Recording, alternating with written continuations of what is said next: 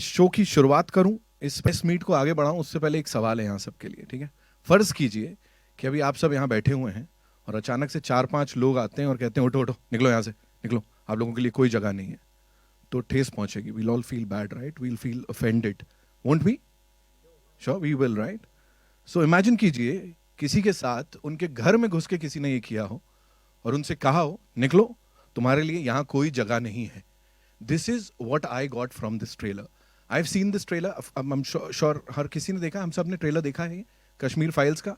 ये अपने आप एक सॉम्बर मूड में ले जाता है।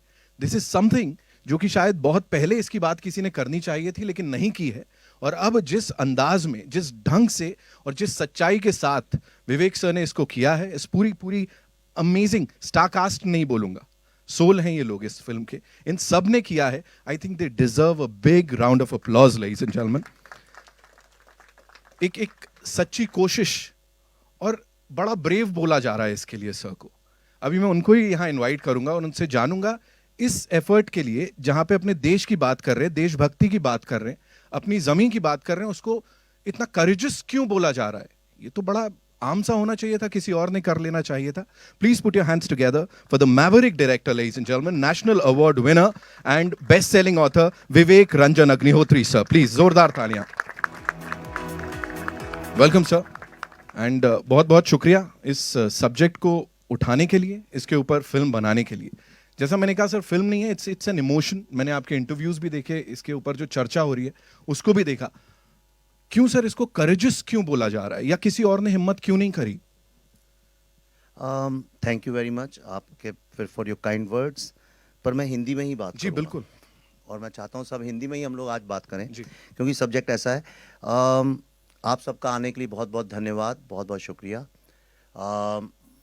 ये चूंकि कैमरे में शूट करते हैं और स्क्रीन में देखते हैं, इसलिए हर चीज़ को हम लोग फिल्म मान लेते हैं।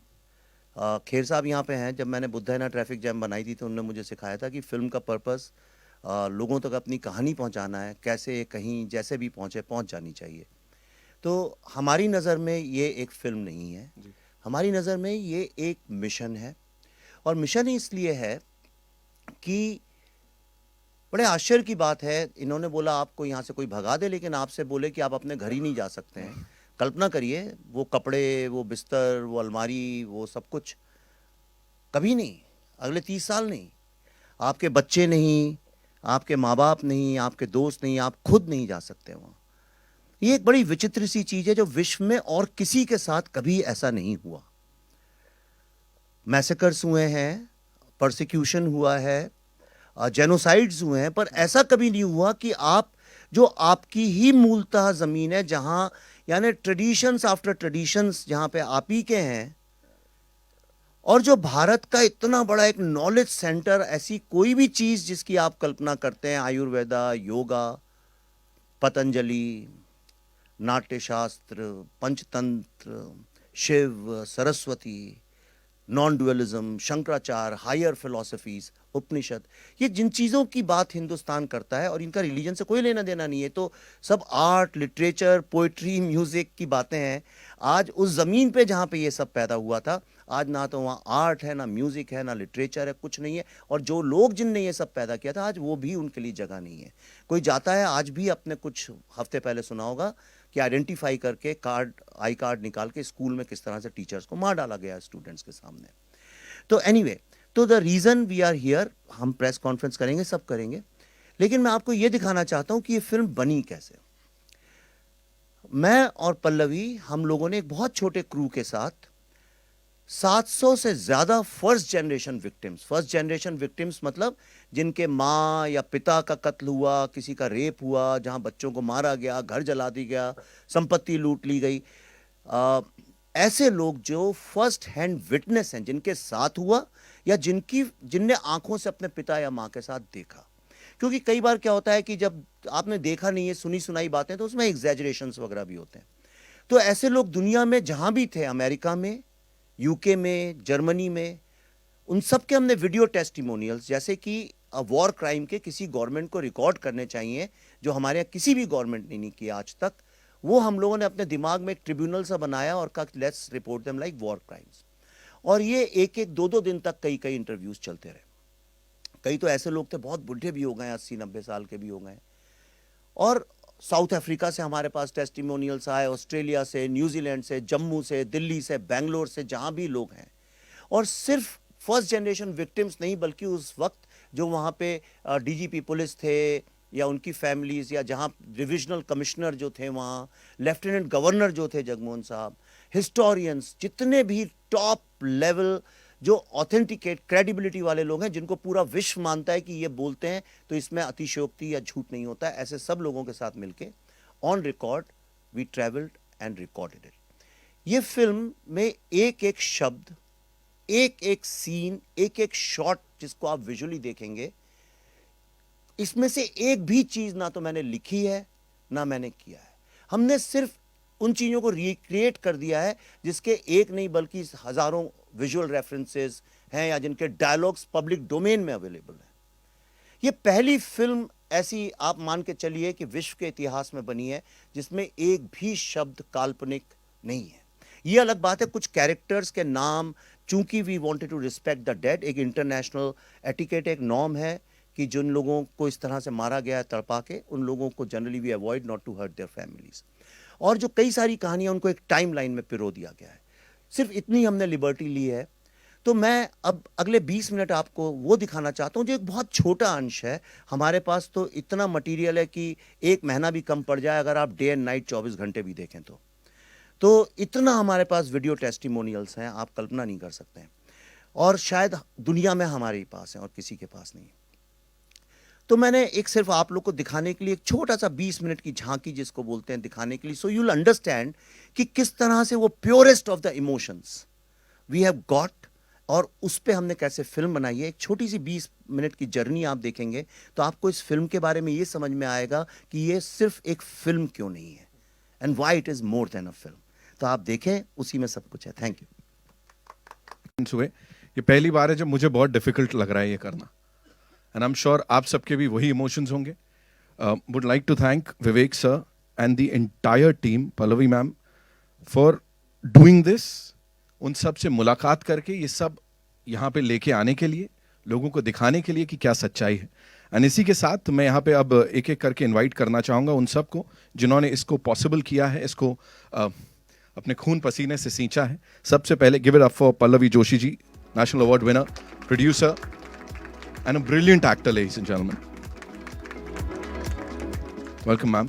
आपके बाद उनकी तारीफ में जितना कहा जाए उतना कम है। हर किरदार को बिल्कुल जिस तरह निभाते हैं उसके ऊपर मैं कमेंट नहीं करना चाहूंगा, छोटा मुंह बड़ी बात होगी। He is the one the only Anupam Kher साहब। जोरदार तालियां प्लीज उनके लिए।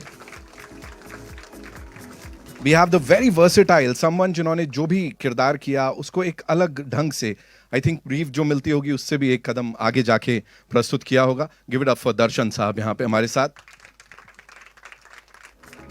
हम सबके फेवरेट हैं। विवेक से संस्कृति की बात करते हैं, कल्चर की बात करते हैं, और जब ये बात आती है तो कैसे उनको नहीं बुलाया जाए, कैसे उनकी बात नहीं की जाए। पुनीत सर साहब के लिए जोरदार तालियां हो जाए प्लीज, हम सब के favourite. We also have Atul ji हैं हमारे साथ, अतुल जी के लिए जोरदार तालियां हो जाए। Another brilliant actor. And now, जैसा मैंने कहा खून पसीना लगा है इसमें, जी जी, जैसा मैंने कहा कि खून पसीना लगा है तो डायरेक्टर साहब को बुलाऊंगा, लेकिन उनसे पहले Chinmay, I think he is not here, so give it up for Bhasha, ladies and gentlemen, जिन्होंने अपने कला से इसमें जान डाल दी, of course. And now ladies and gentlemen, the person behind all this, give it up for Vivek Ranjan Agnihotri साहब, ladies and gentleman, welcome sir. Please be seated. जी, thank you so much. Pallav ji, मेरा आपसे है सबसे पहला सवाल, बिफोर वी मूव ओवर और media से सवाल लें हम। इतने सारे लोगों से मिलना, आंखें भर आई यहाँ देखने वालों की, और जो किरदार आप प्ले कर रही हैं वो कितना डिफिकल्ट था after meeting all those people, उन सब से मुलाकात करके, उनकी दिल की बात सुन के, उसको समझ के, और अब यहाँ प्रेजेंट कर रही हैं, और जो किरदार आप प्ले कर रही हैं, क्या कहेंगे उसके लिए? Good evening everyone. मैं पता नहीं मैं कितनी बार ये देख चुकी हूँ, ये जो आपने अभी देखा। But believe you me, every time I see this, every time I can't stop my tears. जो रिसर्च हम लोग कर रहे थे, as you can see how painful it was, रोज़ हम लोगों से यही सुन रहे थे, उनकी पेन की स्टोरीज सुन रहे थे, उनकी एंग्विश, किस तरह से उनका सब कुछ पीछे छूट गया, किस तरह से उनके घर वालों को बहुत बेरहमी से मारा गया. तो एक समय के बाद ये होने लगा कि दिमाग है ना, इतने दर्द को, इतने दुख को प्रोसेस करना बंद कर देता है एक समय के बाद. And every time we would go back to our hotel, Vivek and I would just lie down and keep staring at the ceiling क्योंकि नींद ही नहीं आ रही थी हमें. It was impossible to emotionally unwind क्योंकि हमें पता था कि दूसरे दिन सुबह उठ के जो सुना है उससे भी ज़्यादा भयानक स्टोरीज हमें सुननी है. And we kept doing this for like almost a month and a half. And after that, when I came back, I said it was impossible. At a point came when I told Vivek, मैं जा रही हूँ वापस. I cannot take this pain anymore. And it wasn't just the pain, it was also the guilt. You know, somewhere as an Indian, कि ये कहानियाँ हम तक पहुँची नहीं, ये जो कुछ भी हुआ कश्मीर में हम तक पहुँचा नहीं. एंड हम इतना भारत की बात करते रहते हैं और हमने कुछ किया नहीं, हमारे अपने ही लोगों के लिए नहीं किया. सो ये एक गिल्ट भी बहुत ज़बरदस्त था. और उसके बाद जब ये स्क्रिप्ट लिखी विवेक ने, and when I realised I am going to play Radhika Menon, मेरे दिमाग में मैंने उसको बहुत बड़ा बना लिया था पहले, विलन को, क्योंकि इतना सारा मैंने सुना था. तो एक I would just like to tell you one very small incident. Vivek ने मुझे एक बार, हम लोग ज़ेन की बात कर रहे थे, तो he had explained it to me very well. When I didn't know zen, rivers were rivers, trees were trees, mountains were mountains. When I began to understand Zen, rivers were not rivers, mountains were not mountains, and trees were not trees. And when I finally understood Zen, rivers were rivers, trees were trees, and mountains were mountains.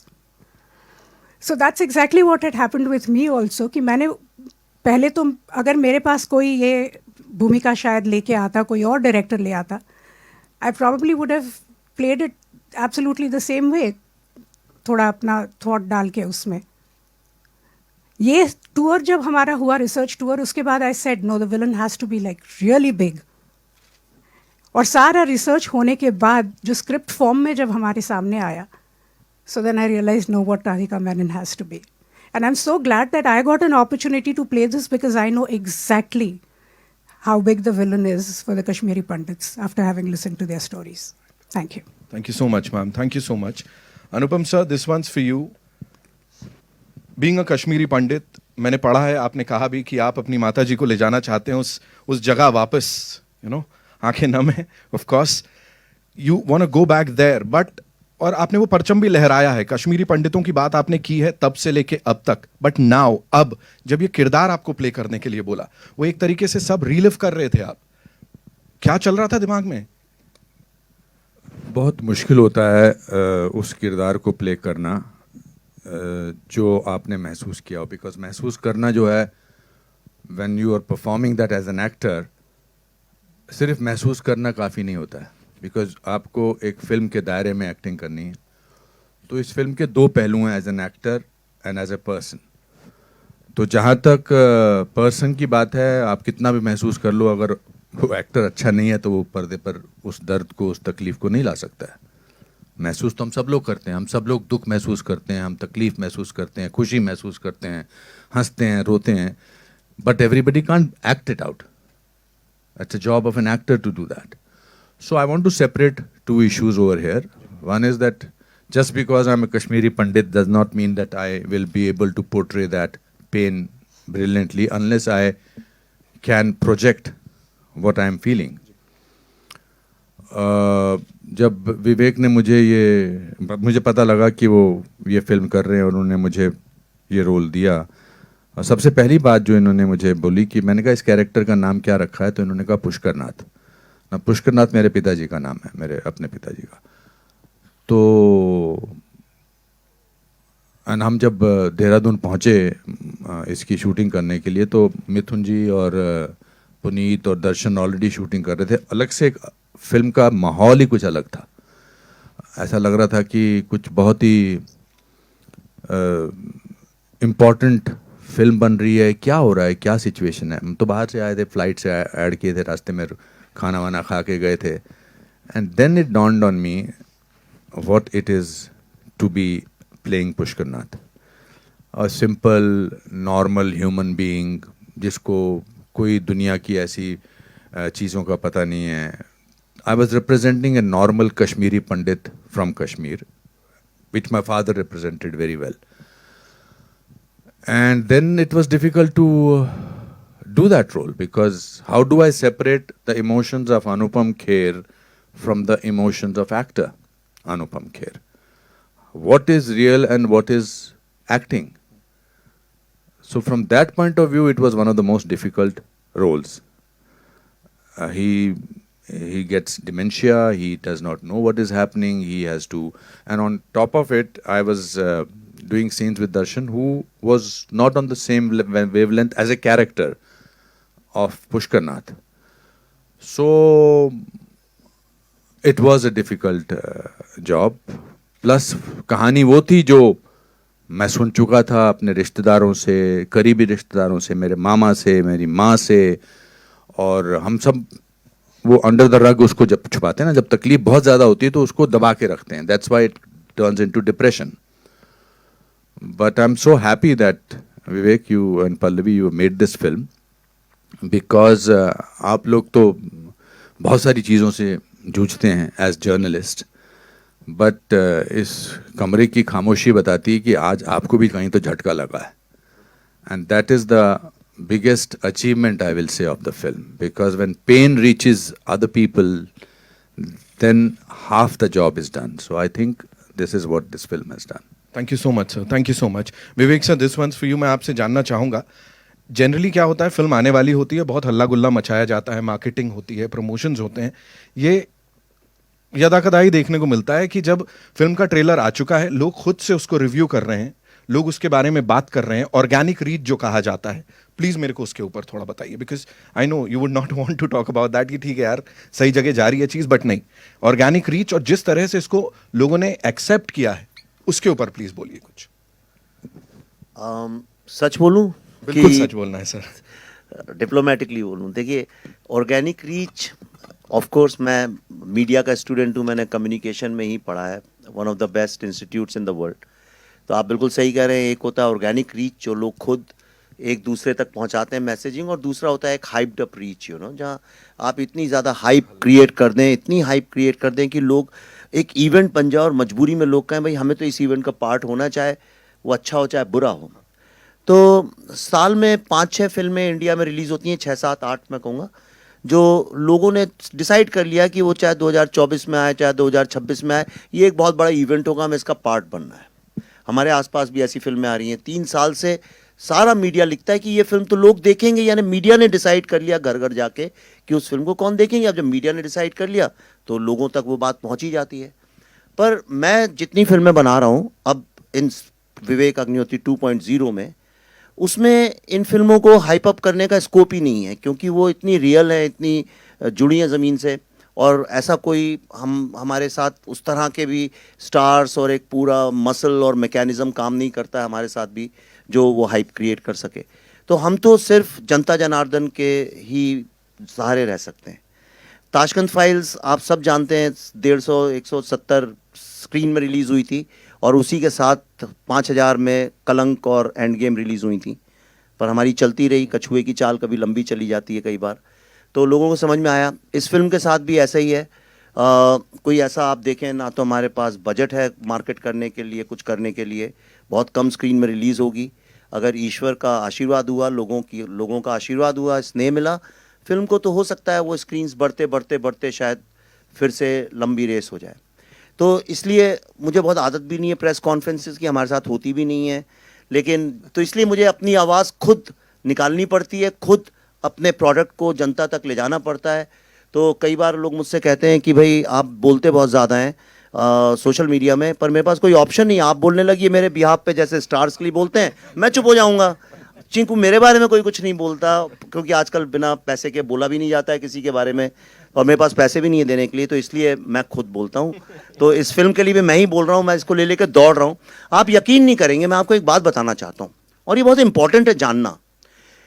मैं इसलिए कह रहा हूँ, ये film, आप सब journalist हैं, बड़े सीनियर हैं, कईयों को तो मैं करियर शुरू होने के पहले से जानता हूँ। मैं जब आया था इस इंडस्ट्री में तो नाम सुना था मैंने कि भाई एक बहुत बड़े और बहुत ही बिजनेस टाइप के एक ट्रेड जर्नलिस्ट हैं, क्रिटिक हैं, कोमल नाटा जी। मैं तब से उनको जानता हूँ, और कंसिस्टेंसी देखिए, मैंने कभी आज तक, अब आप बैठी हैं, आपको मैंने शायद शुरू भी नहीं किया था करियर, तब से जानता हूँ। तो आप सब भी बड़ी शिद्दत से अपना काम करते हैं, पर ये जो फिल्म है इसको हमने मार्केट भी उस तरह से नहीं किया, देखो हमने फिल्म बनाई अब मार्केटिंग करते हैं, हमने वो सब किया नहीं। हमने कहा फिल्म बनी हुई थी, कोविड का वक्त था, हमने कहा चलो इसको कहीं नहीं है तो अमेरिका में तो दिखा सकते हैं, वहाँ सिनेमा हॉल खुले, वहीं लोगों को दिखाते हैं। और आप यकीन नहीं करेंगे, 36 ऑर्गेनाइजेशन, ये पहली बार किसी हिंदी फिल्म के इतिहास में हुआ है। Telugu association, Sindhi association, Yazdi association, world Sikh association, Jews association, physicians association, ऐसी Nepali association, Buddhist association, Tibet association, 36 organisations ने जब हम गए तो उन्होंने कहा अब हम इस फिल्म को दिखाएंगे लोगों को। और ये अमेरिका के 16 सिटीज में जैम पैक्ड, मतलब स्टैम्पीड होती थी। आप उसकी फोटो देखेंगे, वीडियोस सब जगह पड़े हमने डाले।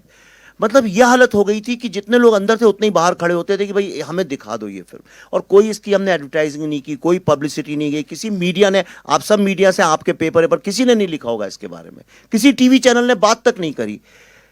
एक चीज जैसे ऑस्कर में आप कोई भी चाहे, आप कोई सी भी फिल्म बनाए, अपनी स्क्रिप्ट ऑस्कर की लाइब्रेरी में जमा करा सकते हैं, उस जैसी चीज को लोग फ्रंट पेज न्यूज बना बना के इस देश में अपनी फिल्मों को मार्केट करते आए हैं। तो मैं आपको 3 एग्जाम्पल बताना चाहता हूं।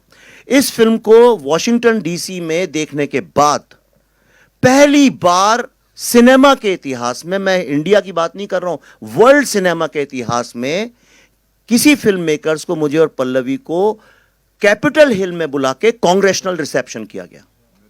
और वहां पे कांग्रेसमैन, और मैं ऑस्कर की तरह बात नहीं कर रहा हूं जो झूठ मूठ की न्यूज बनती है कि ऑस्कर में आप एकदम सी ग्रेड फिल्म भी बना दें, उसकी अगर स्क्रिप्ट भेज दें तो वो उनका क्या जाता है, वो तो एक आर्काइव है, उसमें कोई भी डाल सकता है। वहां पे राजा कृष्णमूर्ति, जो कि फ्री कश्मीर की कैंपेन के साथ जुड़े थे, डेमोक्रेट कांग्रेसमैन है, जो कि हमेशा जो एंटी कश्मीर मूवमेंट होता है उसके साथ जुड़े रहते हैं। He saw the film and he came and said, this is the first time I have realized about this pain, and I must admit that Kashmiri Pandit community in America is most successful amongst the most successful people, and they are the inspiration for the world peace and humanity. Mike Warner, who's the topmost senator of America, he was full of praise for this. Bob Brar, he's a very famous senator there.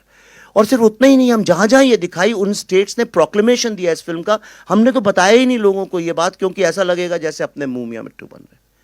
Not only that, Kashmir में किसी ने आज तक print में, media में, TV में, hoarding में, school में, कॉलेज में, कहीं भी कश्मीर का पूरा नक्शा नहीं देखा है। In America to put up a full map of Kashmir is a big no. Indians भी नहीं डालते, इंडियन के बच्चों ने, एनआरआईज के बच्चों ने, आप सब जानते हैं अमेरिका में लोगों को, उनसे पूछिएगा उनके बच्चों से, उनने कभी कश्मीर का पूरा नक्शा नहीं देखा है। आपको मैं एक ऐसी बात बताऊंगा जिसको सुन के आपका गर्व से आपका सीना चौड़ा हो जाएगा। ये फिल्म देखने के बाद लोगों ने अपने आप, दर्शकों ने जो देख के जाते थे, पैसे जोड़ जोड़ के अल्टीमेटली इस साल 26 जनवरी को, जो वर्ल्ड की सबसे प्रेस्टिजियस और सबसे महंगी एडवर्टाइजिंग साइट है, जहां पे फ्री कश्मीर के होर्डिंग्स लगवाए थे पाकिस्तान ने, वहां पे लोगों ने अपने पैसे जमा करके 2 दिन के लिए पूरा कश्मीर का मैप लगाया, द कश्मीर फाइल्स के नाम के साथ, जो आपने देखा भी इस वीडियो के अंदर। ये आप मुझे बताइए विश्व के इतिहास में कब हुआ है ऐसा? और लास्ट बोल रहा हूं क्योंकि इसके बाद बाकी लोग बोले, मुझे जो बोलना था फिल्म में बोला है मैंने।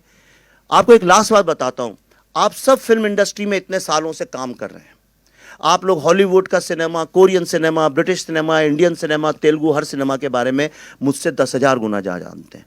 अपने जोर दिए दिमाग पे, कभी आपने किसी फिल्म मेकर को, इंक्लूडिंग हॉलीवुड के टॉप डायरेक्टर्स, कभी किसी को देखा है फिल्म रिलीज होने के 3 महीने पहले अपनी फिल्म ओपन फॉर ऑल लगा 16 शहरों में जाके दिखाना, बिना ये सोचे कि लोग इसके बारे में क्या बोलेंगे, बुराई करेंगे, अच्छाई करेंगे, और एक आदमी ने एक नेगेटिव कमेंट नहीं किया।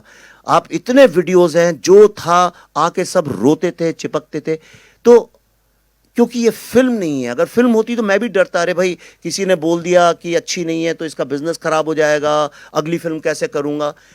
लेकिन ये हमारे लिए एक जीवन का मकसद, एक मिशन बन गया था, एक कहानी को बताना, और इसीलिए हम लोगों ने ये किया। जो मैं आपको बता रहा हूं, ये इस फिल्म के अचीवमेंट्स नहीं है, ये बात दर्शाता है जब आप एक सच्ची कहानी लोगों के पास जाएं तो उसका यूनिवर्सल रेजोनेंस होता है। And from India, from this Hindi film industry, we have achieved that.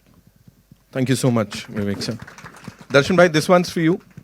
मुझे बताएं, आपने जितनी भी फिल्में अब तक करी हैं, जैसा मैंने कहा वर्सेटैलिटी की बात हम सब करते हैं, किरदार को अलग एक परवान चढ़ा देते हैं आप, ये आपकी फिल्मी जर्नी में कितना इम्पोर्टेंट होगा? ये जो इमोशन है, how important would it be? Hello everyone. Actually मुझे याद है मेरी पहली मीटिंग पल्लवी मैम के साथ, जब उन्होंने मुझे यही वीडियोस दिखाए थे, और जैसे मैं अभी नम हो रहा हूँ वैसे ही था, मैं कुछ बोल नहीं पा रहा था वो वीडियोस देखने के बाद। फिर विवेक सर से मुलाकात हुई और उन्होंने मुझे स्क्रिप्ट दी फिल्म की, और स्क्रिप्ट पढ़ते वक्त भी मैंने सेम पेन और सफरिंग जो उन लोगों के साथ हुई, जो उन्होंने कैसे सरवाइव किया, वो सब इमेजिन किया और वही फील हुआ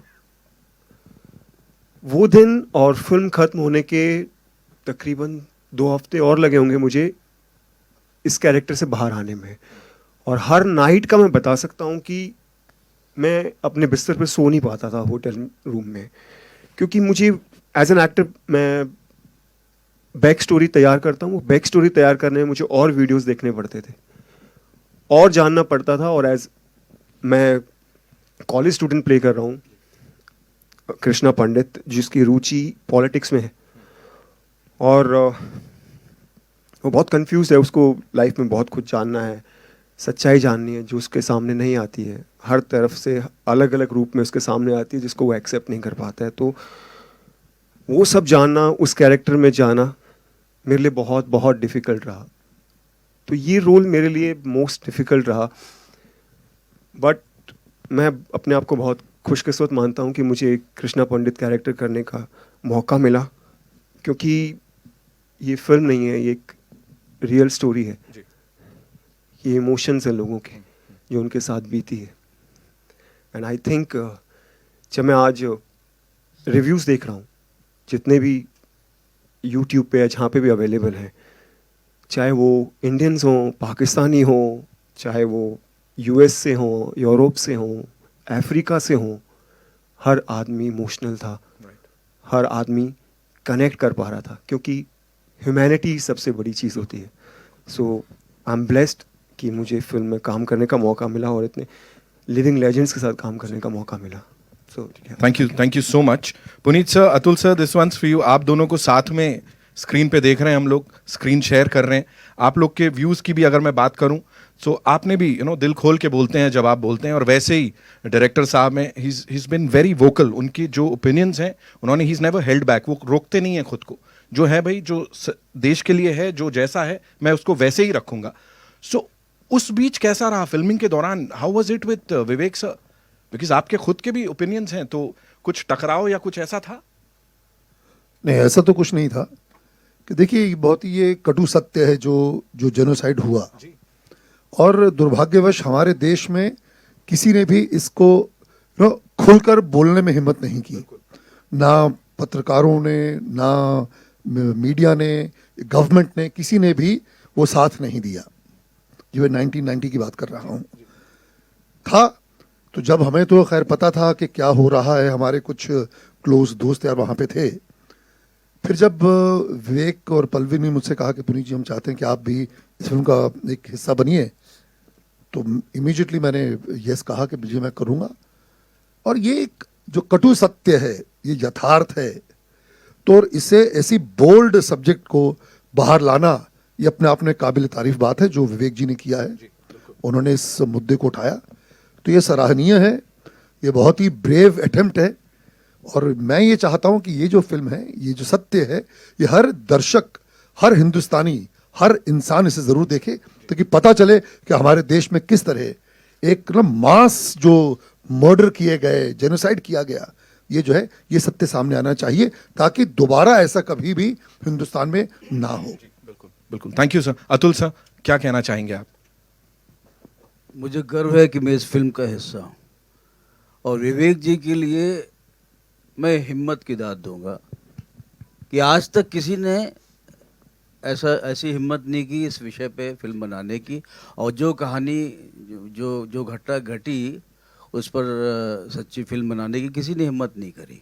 इनफैक्ट कहीं की भी सच्ची घटना इस तरह की जो होती है, हिम्मत लोग कर नहीं पाते। और बस यही कहूँगा जो पुनीत जी ने कहा कि जिस ईमानदारी से, जिस मेहनत से, जिस सच्चाई को से फिल्म बनाई गई है, उसी ईमानदारी से प्लीज़ सब लोग ये फिल्म देखें, और ज़्यादा से ज़्यादा लोगों को बोलें कि ये फिल्म देखें, क्योंकि ये फिल्म नहीं, ये सच्ची घटना है। बहुत बहुत धन्यवाद सर।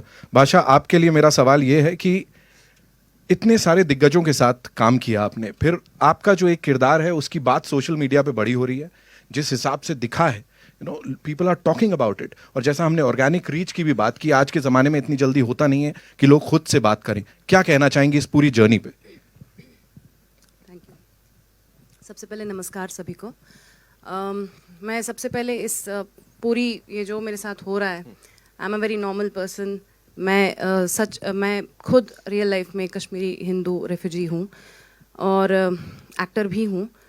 मेरे लिए it's a dream come true. Of course इधर बैठना भी और ये फिल्म करना, ये सब हो चुका है। मैं कभी कभी I still take time to realise कि ऐसा हो गया था। हम लोग सेट पे होते थे सर के साथ, सबके साथ। एंड ये जो फिल्म मेरे लिए बहुत ही relive, I had to relive the whole horror, but sir and ma'am have been specially very very sensitive. I mean, पहली बात तो ये आप ये कर रहे हैं, फिर आप सर ने मतलब विशेषकर कहा था कि मैं चाहूँगा कि कश्मीरी हिंदू समुदाय से अगर एक्टर्स मुझे मिलें तो I have been very very lucky that he chose me, he asked me to audition and he chose you know me for this role, जो कि मेरे लिए बहुत ही भयानक था। मैं अभी भी, जैसे दर्शन जी ने कहा, मैं भी रात को झटके से उठ जाती हूँ कि वो सब जो हुआ है उसको रिलीव करने से। और जो शूट पे हमने किया, जब शूट पे मैंने किया, जो भी सिचुएशंस थे, मुझे कभी कभी लगता था कि ये सच है, बिकॉज वो सच हो चुका है। So we were reliving that. लेकिन मुझे लगता था कि मतलब वो मैं to differentiate between real and this, तो फिर मुझे खुद को रियलाइज करना पड़ता कि नहीं, I am in a very safe environment, it's just shooting, because that's why it's not a film. हम सिर्फ रियलिटी को रिक्रिएट कर रहे हैं, इसमें कुछ भी, जैसे सर ने कहा, फिक्टिशियस कुछ भी नहीं है। और मैं बहुत बहुत धन्यवादी हूँ। I think that's the biggest moment of my life, and they all have been very very supportive, very very supportive and very kind to me, all of them. I'm very grateful.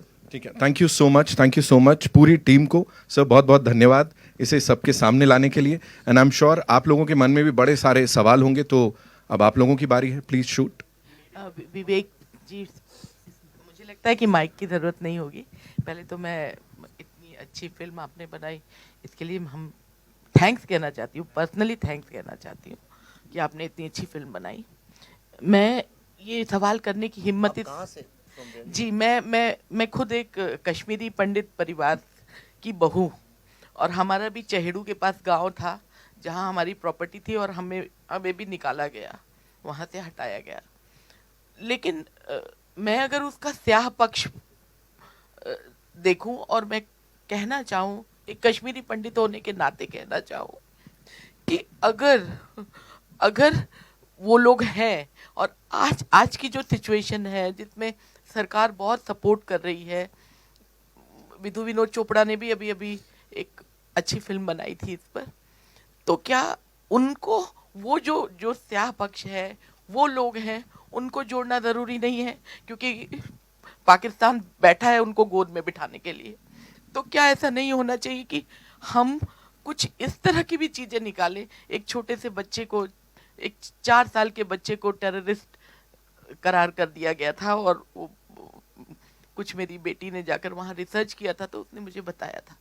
तो मैं सिर्फ आपसे, क्योंकि आप बहुत sensitive director है, इसलिए मैं आपसे पूछना चाहती हूँ, क्या कोई ऐसी कड़ी जहाँ आपने इतना सब रिसर्च किया कि उन दोनों को जोड़े, उन दोनों को साथ लाने की कोशिश ठीक, करे? देखिए क्या चीज़ है जो हमें जोड़ती है? हम लोगों को पैसा नहीं जोड़ता है। जो जो लोगों को, इंसानों को जोड़ता है आपस में, वो है कल्चर। बिना कल्चर के हम जानवर हैं। हमें कल्चर जोड़ता है। कैसे? आप कहीं और से हैं, मैं कहीं और से हूँ, आप कहीं और से हैं, लेकिन जब हम खाना खाने बैठते हैं तो हम एक हो जाते हैं। हम जब खाना शेयर करते हैं, या हम गाने गाते हैं साथ में, या कपड़ों को लेके, त्योहारों को लेके, म्यूजिक से, आर्ट से, कहानियों से, लिटरेचर, एक साथ रोते हैं, एक साथ उठ के चले जाते हैं, तो ये कल्चर जो है वो इंसान को जोड़ता है। अब एक बहुत बड़ी समस्या ये हो गई कि कश्मीर में आज कल्चर के नाम पे कुछ बचा नहीं है। एक मोनोटोनिक चीज है, कोई डाइवर्सिटी। कश्मीर इतना डाइवर्स था, भारत से जगह जगह से, केरला से, बंगाल से, सब जगह से लोग वहां गए थे और वहां रिसर्च करके सब अल्टीमेटली पंडित, जिनको आज बोलते हैं पंडित मतलब the highest intellectuals and the scholars of a subject, तो वहां पे पंडितों का एक समूह बना और वो इंडिया का जितना भी रिसर्च है, 90% से ज्यादा जो इंडिया का रिसर्च है सारा वहां हुआ। इतनी डाइवर्सिटी थी। आज डाइवर्सिटी नहीं है, जीरो डाइवर्सिटी है। वहाँ म्यूजिक नहीं है, आर्ट नहीं है, लिटरेचर नहीं, खाने में डाइवर्सिटी नहीं है। मैंने खाने के बारे में एक ट्वीट किया था, मैं वेजिटेरियन हूँ तो नहीं मिल रहा था, तो मैंने कहा भाई अब नया जो कश्मीर बन रहा है इसमें वेजिटेरियन खाना भी मिलना चाहिए। तो उन्होंने फतवा इशू कर दिया मेरे नाम पे। उन्होंने कहा आप कौन होते हैं हमारे खाने के बारे में बोलने वाले? और अल्टीमेटली 20-30 सिक्योरिटी के साथ हमें कश्मीर से वापस आना पड़ा। तो ना डाइवर्सिटी है, कुछ भी नहीं है। ये जो फिल्म है, जैसा आप सोच रहे होंगे शायद वैसी ना निकले, क्योंकि ये फिल्म एक बहुत ही अलग तरह के थॉट की है और ये इस बात पे एम्फेसिस देती है कि आप आपसी मतभेदों के साथ रह सकते हैं, आप झगड़ा करके, मारपीट करके भी साथ में रह सकते हैं। कितने लोग हैं पड़ोसियों के झगड़े हो जाते हैं। आप दिल्ली में, तो मैं रहता था तो 24 घंटे मैं देखता था ऊपर नीचे, फर्स्ट फ्लोर सेकंड फ्लोर में बरसाती वालों का ग्राउंड फ्लोर से झगड़ा होता, फिर 2-4 घंटे के बाद फिर हो जाते थे, फिर साथ में लोहड़ी का त्योहार और कोई साथ में मनाते थे। वो सब क्योंकि फिर साथ में जैसे गाना गाने लगे, अंताक्षरी हुई, एक फिर से दोस्त हो गए। आपकी शादी हुई, मैं चला गया, फिर दोस्त हो गए। लेकिन जब ऐसा कुछ भी नहीं है, सिर्फ एक खालीपन, विरावान सा है, और हम लोग भी जो जाते हैं, हम जाते हैं डल लेक पे सेल्फी खींचते हैं, गुलमर्ग में वापस चले आते हैं, हमें कुछ पता चलता नहीं है। यानी डाइवर्सिटी एक बहुत ही देखिए डेंजरस सिचुएशन ये है कि मैं आपको एक छोटा सा किस्सा बताता हूं, उससे आपको सब समझ में आ जाएगा। मैं किसी भी रिलीजन के अगेंस्ट नहीं हूं, क्योंकि मैं खुद ही किसी रिलीजन पे ज्यादा नहीं मानता। मैं गर्व से एक हिंदू कल्चर, हिंदू फिलॉसफी, क्योंकि बचपन से मैंने देखा है, सीखा है, और वो मुझे जीने का एक सहारा देती है। लेकिन आप क्या प्रैक्टिस करते हैं, क्या नहीं करते हैं, मैं उसकी उतना आदर करता हूं, मुझे उससे कोई आपत्ति नहीं है। और मैं जानता हूं कि मुझसे अलग लोग इस दुनिया में रहते हैं। यही तो सारे विश्व के इंसानों का नेचर है। सब जानते हैं कि अलग विचार के, अलग फेथ के लोग हैं। हम एक शूटिंग कर रहे थे तो पल्लवी एक शिकारा में बैठी हुई थी और छोटी 1-2 बच्चियों को हमने बुलाया था, 8-9 साल, 7-8-9 साल की, जो ज़्यादा जानती नहीं, यार बहुत ही इनोसेंट बच्चियाँ। वो पल्लवी के दोनों तरफ बैठी थी। तो हम कैमरा जब शिफ्ट कर रहे थे, उदय जी हमारे DOP सर हैं यहाँ पे, और तो एक बच्ची, शायद 1 बजा होगा, दोपहर का नमाज का टाइम था, पल्लवी से उसने बोला आप नमाज पढ़ने नहीं जाएंगी? तो पल्लवी ने बोला नहीं, मैं तो नहीं जाऊंगी। तो कह रही क्यों नहीं जाएंगी आप नमाज पढ़ने? पल्लवी ने कहा इसलिए क्योंकि मैं मुसलमान नहीं हूँ। तो कहने लगी अरे ऐसा कैसे हो सकता है, आप कहीं नहीं जाती नमाज पढ़ने? पल्लवी ने कहा नहीं, देखो ऐसा है, मैं हिंदू हूँ इसलिए मैं नमाज नहीं पढ़ती हूँ। कहने लगी तो क्या हुआ, नमाज तो हर कोई पढ़ता है। एक 8-9 साल की बच्ची, 10 साल की बच्ची, दुनिया में कोई भी बच्चा हो इस बात को जानता है कि अलग अलग फेथ के लोग होते हैं। पर कश्मीर में 1990 के बाद जो पैदा हुए हैं लोग, उनको कुछ आइडिया ही नहीं है इस बात का कि दुनिया में डाइवर्सिटी नाम की चीज है। इसका भारत और कश्मीर और पाकिस्तान से कुछ लेना देना ही नहीं है। आप एक पूरी की पूरी जनरेशन जो है वो इतनी इग्नोरेंस के साथ बड़ी हो रही है। मेरा जो ड्राइवर था टैक्सी का, वो लाल रंग के जूते पहनता था। तो मैंने उससे एक दिन शूटिंग के दौरान यही पूछा, वो बड़े अजीब से लंबे लंबे रेड बूट्स थे, तो मुझे थोड़ा अजीब भी लगते थे, चमकते हुए लाल। तो मैंने उससे ऐसे ही चिढ़ाते हुए बोला, क्यों भाई बड़े अच्छे जूते पहन रखे हैं, कहाँ थाईलैंड से लाए हो, फॉरेन से लाए हो? कहता हाँ। तो मैं सोचा शायद थाईलैंड का नाम लेगा, 20-25 हज़ार रुपए के टिकट में कोई भी चला जाता है आजकल थाईलैंड वगैरह। तो मैंने बोला थाईलैंड से? वो बोला नहीं, दिल्ली से। इंडिया भी नहीं बोला उसने, दिल्ली से। और मैं यकीन से कह सकता हूं, थोड़ी तो मैं भी समझ रखता हूं इंसान की, मैं आपको गारंटी से कह सकता हूं उसने जिस इनोसेंस से बोला था उसको आइडिया ही नहीं था इस बात का कि वो जो कह रहा है वो गलत है। तो ये जो हमने क्रिएट कर दिया, ये फिल्म यही आपको बताएगी कि क्या होता है जब आप एक सोल को खत्म कर दें, कल्चर को, आर्ट, म्यूजिक, लिटरेचर, आर्किटेक्चर, इन सब चीजों को खत्म कर दें, तो वो किसका लॉस है? क्या वो कश्मीर का लॉस है? क्या वो हिंदू मुस्लिम का लॉस है? क्या वो भारत का लॉस है? या पूरी ह्यूमैनिटी का है? अगर कोई आज सिलिकॉन वैली को जाकर डिस्ट्रॉय कर दे तो किसका लॉस है? वो आपका और हमारा भी तो लॉस है। लेकिन हम तब तक उसको अपना लॉस और डेंजर नहीं समझते जब तक वो गोरेगांव या बोरीवली तक आके वो खड़ा ना हो जाए आपके सामने, या दिल्ली में गुड़गांव या फरीदाबाद तक ना आ जाए। हमारे तो किसी और का प्रॉब्लम है, देख लेंगे। पर ये फिल्म देखने के बाद अपने जीवन में मैं गारंटी करता हूं आप कभी ऐसा नहीं सोच पाएंगे। So be prepared before you see this film. Vivek sir, Priyanka Singh, Dainik Jagran से। जब आप रिसर्च कर रहे थे फिल्म के लिए, आपने कहा था कि बतौर फिल्म मेकर मुझ में एक बदलाव आएगा, और अभी थोड़ी देर पहले भी आपने एक शब्द का इस्तेमाल किया अपने लिए, अपना नाम आपने कहा विवेक अग्निहोत्री 2.0 वर्जन। तो क्या बदलाव है पहले विवेक अग्निहोत्री में और 2.0 वर्जन जो है, दोनों में क्या बड़ा बदलाव एक हुआ है? मुझे ज़्यादा बोलने की ज़रूरत नहीं है, आप बस ट्विटर में जाइए और जिस डेट को मैंने इसका रिसर्च शुरू किया था उस डेट के पहले मुझे देखिए, उसके बाद देखिए। सारा ये क्रिएटिव कॉन्शियसनेस, सुबह स्पिरिचुअलिटी की बात, उसी के बाद सारी शुरू हुई है। पर एक जो बदलाव मेरे में, पल्लवी में, हमारे दोनों बच्चों में जो आया, क्योंकि हमारे दोनों बच्चों को हमने इसलिए इन्वॉल्व किया था, ट्रूथ कितना भी ज़्यादा कड़वा हो, कुछ हो, यही उम्र है 18-19 साल की जब तुम्हें समझ में आना चाहिए कि क्या होता है जब ह्यूमैनिटी नहीं होती है। मेरा विश्वास कल्चर, आर्ट, लिटरेचर, इन चीज़ों पे इतना ज़्यादा बढ़ गया है, मुझे समझ में आ गया है वही सोसाइटी सबसे ज़्यादा सुखी है जहाँ पे डाइवर्स कल्चर है, डाइवर्सिटी जहाँ पे है। आज भारत, सब कहते हैं 5000 साल से we have survived the oldest civilisation in the world. क्यों है? क्योंकि इतनी डाइवर्सिटी दुनिया में कहीं भी नहीं है जितनी हमारे यहाँ है। तो मेरा विश्वास डाइवर्सिटी पे बढ़ गया है। और मुझे एक बात तो ज़रूर समझ में आ गई है कि हम ह्यूमैनिटी, ह्यूमन राइट्स की बात करते हैं। मैंने तो अपनी जिंदगी में जिस ह्यूमैनिटी की हम बात करते नहीं देखी। मैंने कभी नहीं देखा कि एक भी दिन ऐसा विश्व में कभी हुआ हो जहाँ पे युद्ध नहीं हो रहा हो। कभी ऐसा नहीं हुआ है कि लोग जो हैं दूसरे ह्यूमन बीइंग को ख़त्म करने की कोशिश ना कर रहे हो। तो वो जिस ह्यूमैनिटी की एक आदर्श कल्पना है, मैंने वो नहीं देखी। लेकिन एक कश्मीर का रिसर्च करने के बाद मैंने ये ज़रूर देखा कि जब ह्यूमैनिटी नहीं होती है, जब इनह्यूमैनिटी होती है, तब क्या होता है। आप, बड़ा सटल डिफरेंस है। मतलब कुछ अच्छा होगा तो क्या होगा मुझे नहीं पता, लेकिन मुझे इतना पता है जब बुराई सेट इन करती है तब क्या होता है। और वो इतना बड़ा विनाश है जो धीरे धीरे हम सबके चारों तरफ आता जा रहा है, पर हमें एहसास नहीं हो रहा। आपको भी नहीं पता किस तरह आपके आसपास कल्चर जो है वो डिस्टर्ब हो रहा है, डिस्ट्रॉय हो रहा है, चेंज हो रहा है, पर हमें नहीं पता है क्योंकि हमारे घर के अंदर नहीं घुसा है, और शायद घुस भी गया, हमें एहसास नहीं है। पर ये फिल्म देखने के बाद आपको समझ में आएगा कि हम लोग कितनी डिफिकल्ट सिचुएशन के साथ गुजर रहे हैं। बिल्कुल। एक और सवाल है मेरा आपसे। शिया समुदाय नाराज़ है क्योंकि उनको लगता है कि आपने आयतोल्ला खोमैनी का जो तस्वीर है वो आपने आतंकवाद के साथ जोड़कर दिखाई है। उनकी मांग है कहीं ना कहीं कि उस दृश्य को निकाला जाए। सर, आपका क्या कहना है कि आप निकालना चाहेंगे या वो ज़रूरी है दिखाना, या रखना चाहेंगे? इस पर क्या रिएक्शन है आपका? देखिए, ये लीगल नोटिसेस हैं, इनका कायदे से मेरे को कुछ बोलना नहीं चाहिए। ये लीगल मैटर्स हैं तो इसका लीगल जवाब ही जाएगा प्रोड्यूसर्स की तरफ से।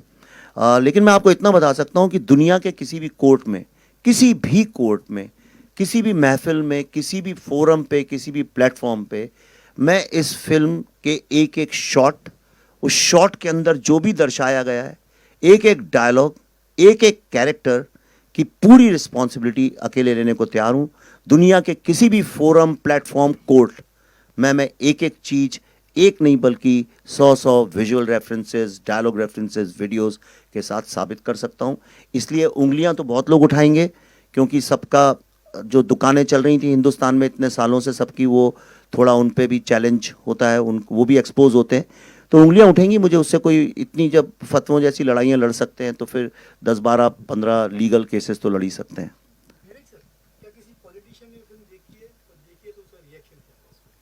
अभी तक सिर्फ अमेरिका के पॉलिटिशियंस ने देखी है, डेमोक्रेट्स ने भी देखी है और रिपब्लिकन्स ने भी देखी है।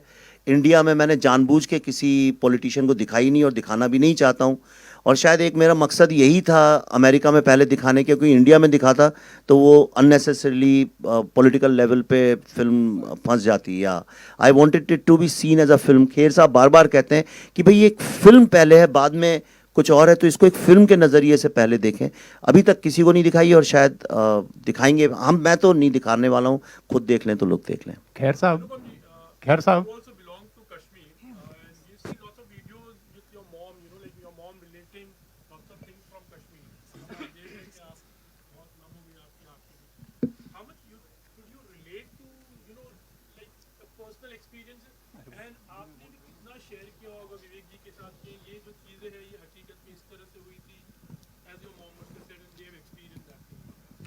Before that, I want to say that just because the film is based on true events and research does not mean that it was easy to direct and write this film.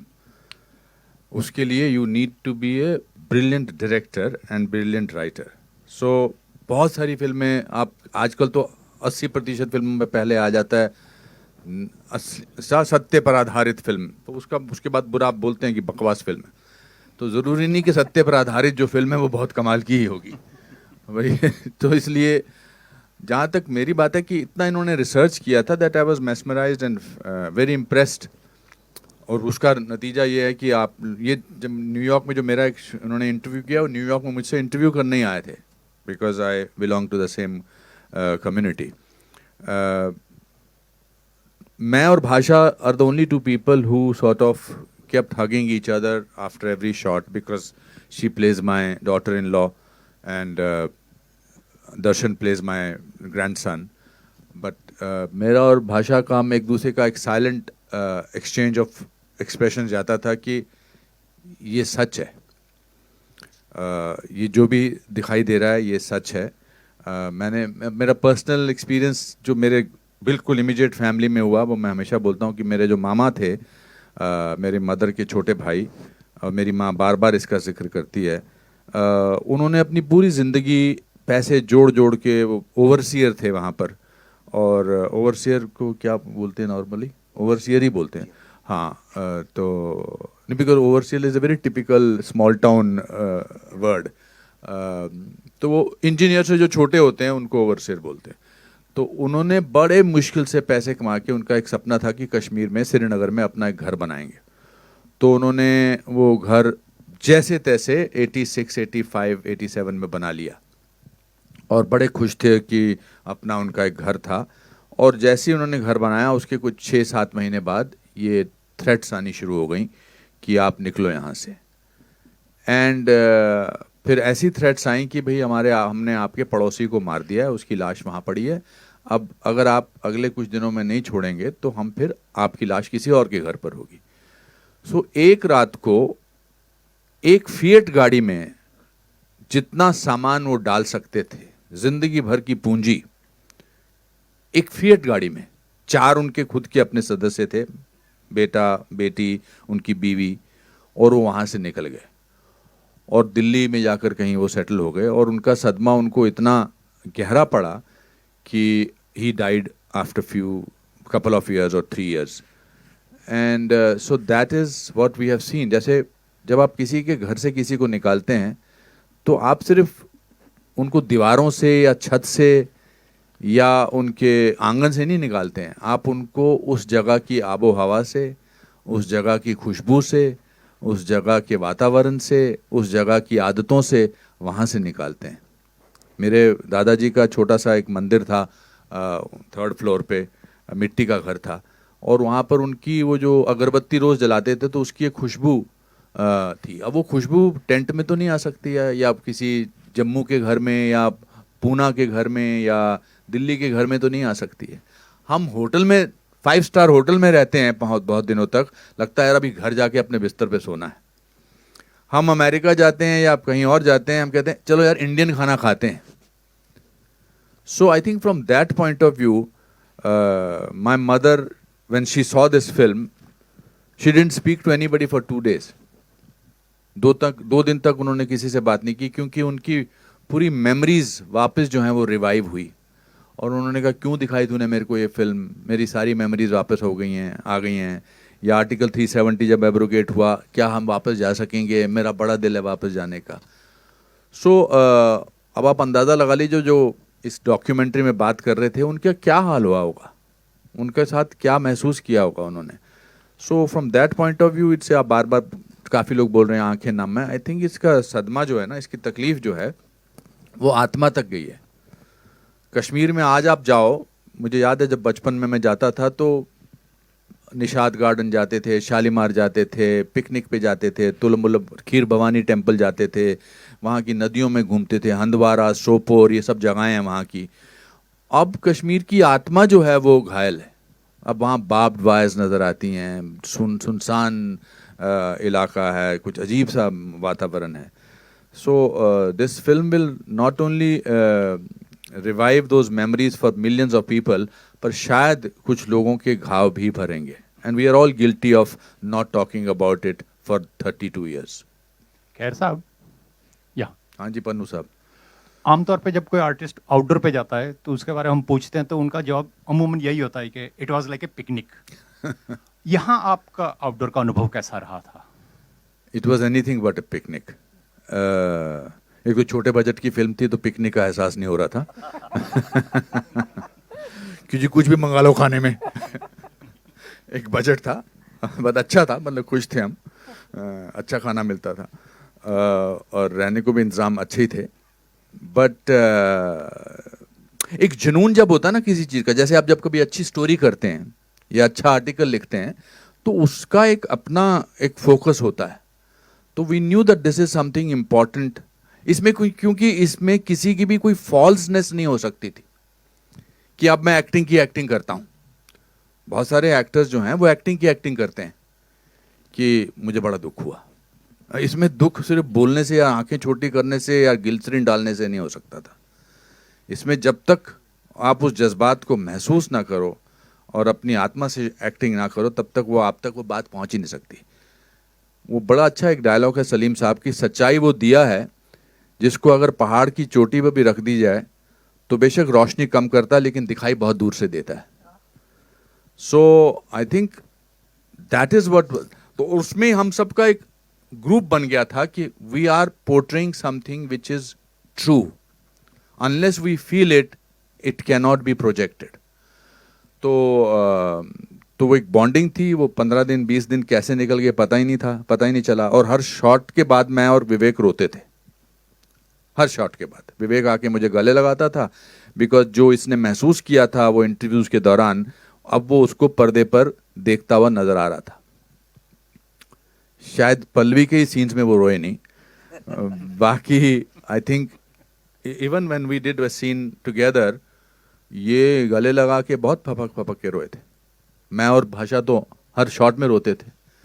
सो रोते मतलब थे कि हम तो acting कर रहे हैं, अब इसके बाद हम अपने 5 स्टार होटल में जाएंगे और ऑर्डर करेंगे कि एक गर्म पानी लेकर आओ और छोटा सा लेकर आओ या कुछ भी है. But people who must have actually gone and they were completely devastated, finished. उस thought से ही घबराहट होती थी.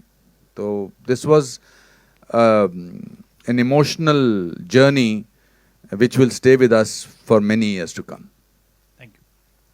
विवेक जी, पहले तो जैसा कि फिल्म है वो समाज का आईना होती है. आपको क्या लगता है इस फिल्म के बाद, जैसे आप खुद पल्लवी जी और आप बोल रहे हैं कि जब आप रिसर्च करने गए और लोगों से उनके बारे में बात करना शुरू किया तो आपको बहुत सारी सच्चाइयों का पता चला जो कि बहुत हृदय विदारक हैं. क्या ये जब फिल्म आएगी समाज में या लोगों में अवेयरनेस के बाद थोड़ा सा बदलाव होगा, खासकर कश्मीर के लोगों में जिन्होंने जिनकी वजह से काफ़ी ऐसे लोग हैं जिनकी वजह से जैसे कश्मीरी पंडित विस्थापित हुए वहाँ पर. दूसरा, आपको डर नहीं लगा धमकियों से या किसी और चीज़ से जब आपको, और ऑब्वियसली मिली भी होंगी जहाँ तक मुझे पता है? नहीं, देखिए डर जो है, जब तक आदमी डरता है तभी तक लोग उसे डराते हैं. ये मेरे जीवन का अनुभव है, आपके जीवन का अनुभव कुछ और होगा, पर मेरा ये अनुभव है कि जब तक आप समझिए अकेले जा रहे हैं गली में और कई सारे आप देखेंगे द डॉग्स कम और वो आप पे भौंकते हैं और जितना आप डरेंगे उतना वो आगे आके आपको डराते हैं। और हम सबसे बड़ी गलती जीवन में यही करते हैं कि हम डर के पीछे चले जाते हैं। और ख़ास तौर पे क्रिएटिव आर्ट्स में मैंने देखा है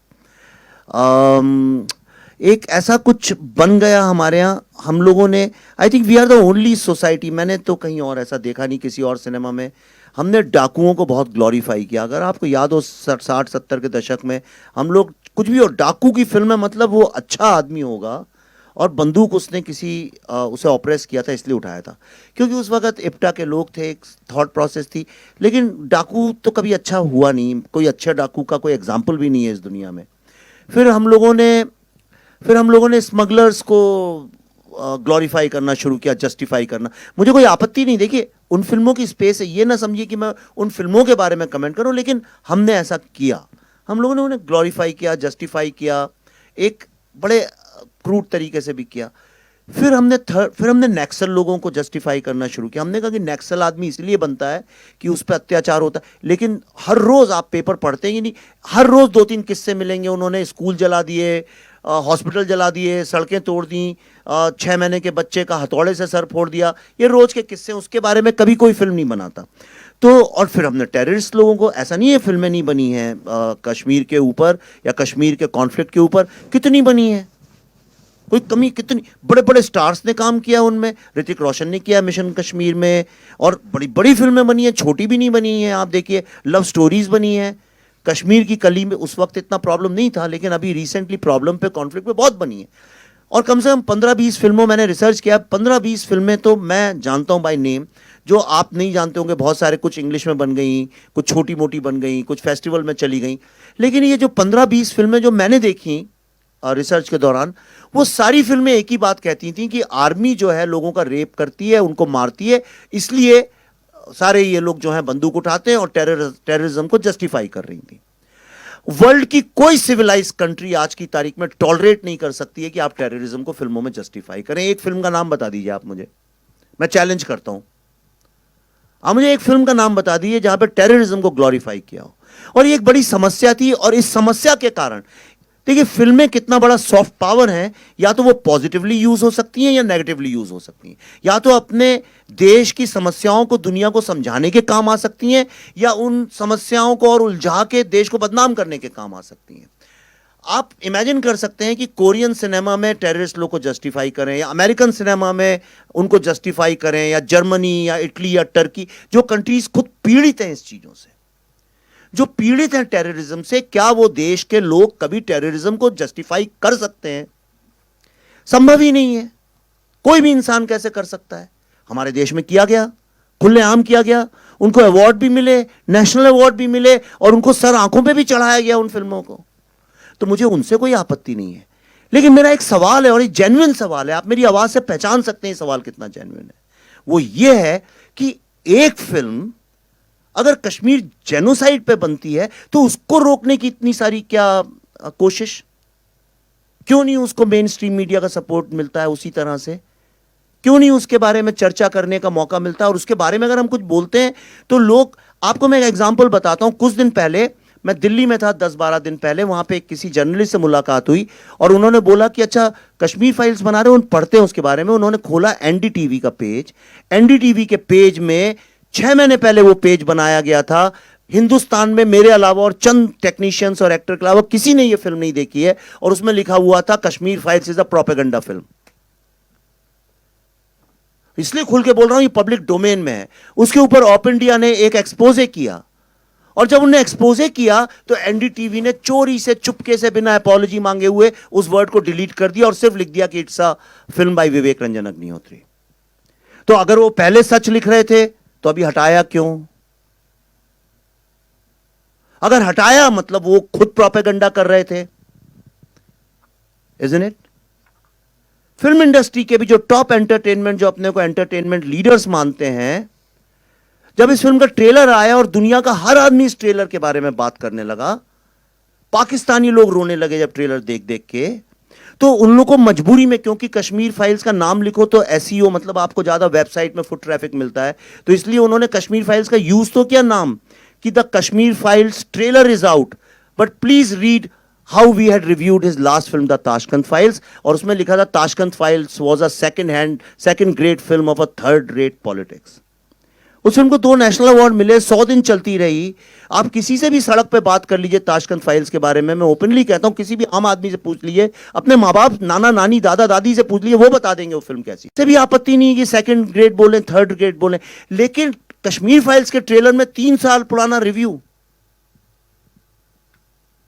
तो ये आज सवाल अपने कॉन्शियंस से पूछिए कि जब टेररिस्ट को ग्लोरीफाई करते हैं फिल्मों में, और एक झूठ नैरेटिव जब हम क्रिएट करते हैं, तब तो खूब उसको ग्लोरीफाई और सेलिब्रेशन होता है, जैसे कि हमने सिनेमा की और समाज की ऐसी कोई फिल्म बना दी है। लेकिन एक फिल्म आपको, इसीलिए मैंने वो 20 मिनट का रिव्यू दिखाया, क्योंकि मेरी बात, हमारी बात आप ही के जरिए पहुंचेगी, और कौन ले जाएगा।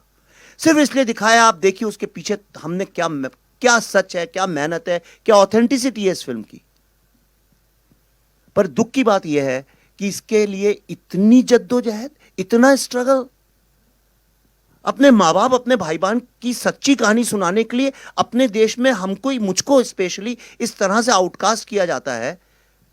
ये देश के कॉन्शियंस की बात है। ये हमको सोचना पड़ेगा कि हम ऐसे कब हो गए। हम दिल से तो ऐसे नहीं है, तो ये कैसे हो गया? हम किस सिस्टम में बंद गए कि हमको झूठ मूठ में आज उस टेररिज्म को, जिसने लाखों लोगों को मारा है, जिसमें 19 जर्नलिस्ट तो अभी मारे गए पिछले कुछ वर्षों में, जर्नलिस्ट लोग, पर हम चुप बैठे रहते हैं।